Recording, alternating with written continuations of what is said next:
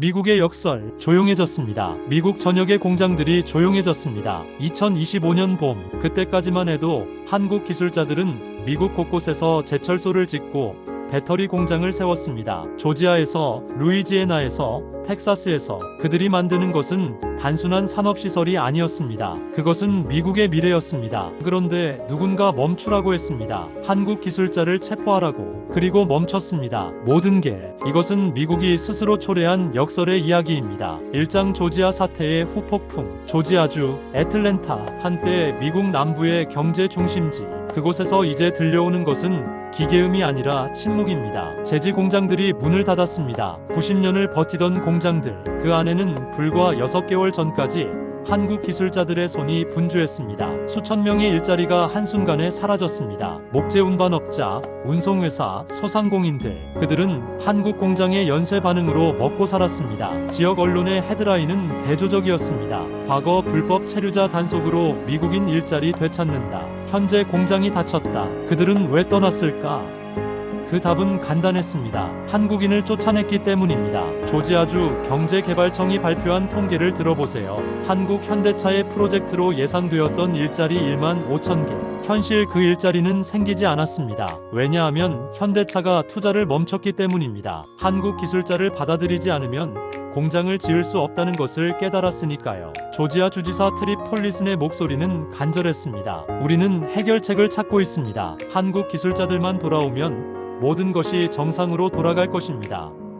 하지만 그것은 바람일 뿐이었습니다. 왜냐하면 미국이 그들을 쫓아냈으니까요.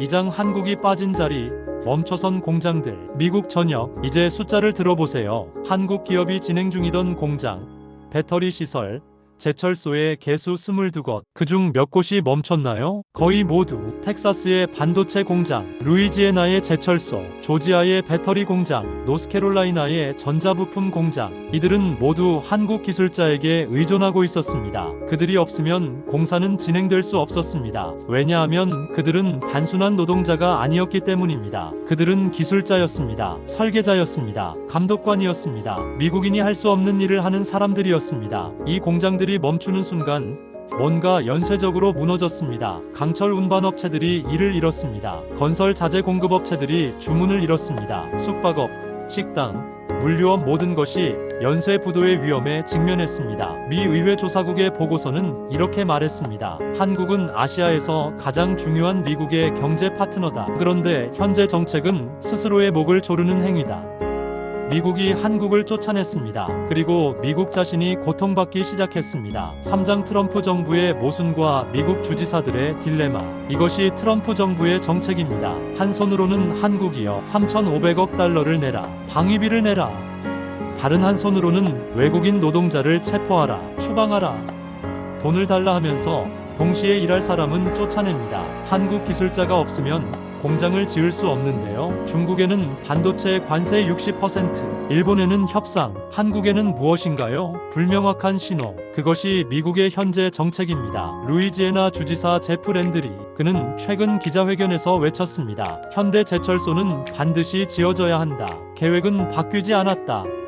그 목소리는 단호했습니다. 하지만 그 말의 뒤에는 공포가 숨어 있었습니다. 왜냐하면 그는 알고 있었기 때문입니다. 현대 제철소 1,300개의 일자리, 그의 재선, 공장이 멈추는 순간 그의 정치 생명은 끝나는 것입니다. 그래서 그는 외쳤습니다. 현대는 이 공장을 완공해야 한다. 하지만 그의 외침은 미 이민청의 단속 강화 앞에서 무력했습니다. 시스템이 부서졌습니다. 트럼프 정부는 이렇게 생각했을 것입니다. 외국인을 쫓아내면 미국인이 그 자리를 차지할 것이라고. 현실은 달랐습니다. 미국인 중 누구도 제철소 기술자가 되려고 지원하지 않았습니다. 미국인 중 누구도 반도체 공장을 감독할 수 없었습니다. 미국 교육 시스템이 그런 인력을 배출하지 못하기 때문입니다. 그래서 공장은 멈췄고 공사는 지연되고 일자리는 사라졌습니다. 트럼프가 원했던 것과 정반대의 결과가 나온 것입니다. 사장 트럼프 정부의 함정. 트럼프의 정책은 겉보기에는 합리적이었습니다. 미국 우선주의라는 명제.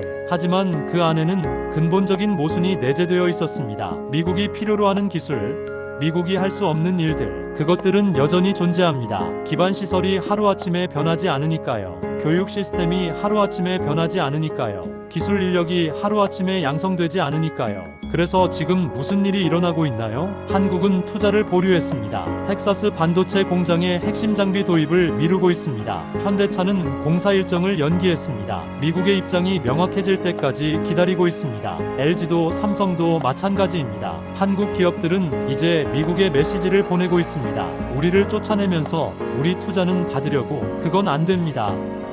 우리가 기술자를 받아들이는 환경이 조성되기 전까지 우리는 기다릴 것입니다. 여러분의 공장이 멈춘다는 게 싫으시면 정책을 바꾸세요. 5장 세계 경제의 세 줄 다리기. 미국의 국가 채무를 아세요? 38조 달러. 그 숫자를 가늠하기 위해 이렇게 생각해 보세요. 미국이 지금부터 해마다 100억 달러씩 갚는다 해도 몇 세기가 걸린다는 뜻입니다. 그 불길을 끄기 위해 트럼프는 무엇을 했나요? 동맹국들을 압박하기 시작했습니다. 한국에게는 485조 원을 내라. 일본에게는 현금을 내라. 유럽에게는 방위비를 내라. 각국이 내는 돈, 그것이 미국 부채의 일부를 메워주기를 기대했습니다. 하지만 뭔가 계산에 오류가 있었습니다. 한국은 이전과 다릅니다. 과거라면 미국의 압박에 선뜻 응했을 것입니다. 하지만 지금 한국은 생각하고 있습니다. 우리가 내는 돈이 미국의 부채를 해결할까? 아니면 미국의 압박이 계속될까? 우리가 기술자를 받아들이지 못하면 우리의 투자는 의미가 없지 않을까?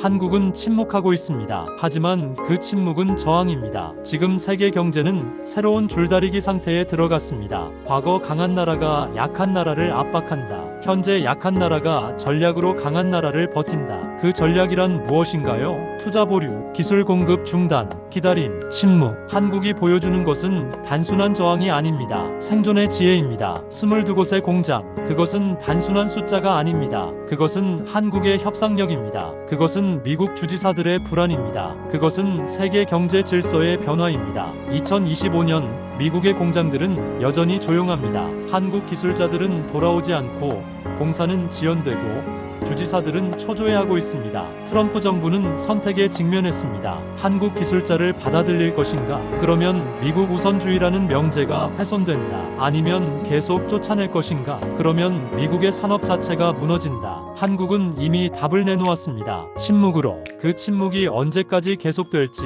아무도 모릅니다. 하지만 확실한 것은 하나입니다. 이제 공은 미국의 손에 있습니다. 한국의 저항이 아니라 미국의 선택이 필요합니다. 그 선택이 나올 때까지 미국의 공장은 계속 조용할 것입니다. 한국 공장 22곳 올스톱 위기. 그것은 미국의 실수가 초래한 결과입니다. 그것은 정책의 모순이 낳은 현실입니다. 그것은 작은 나라의 큰 결정입니다.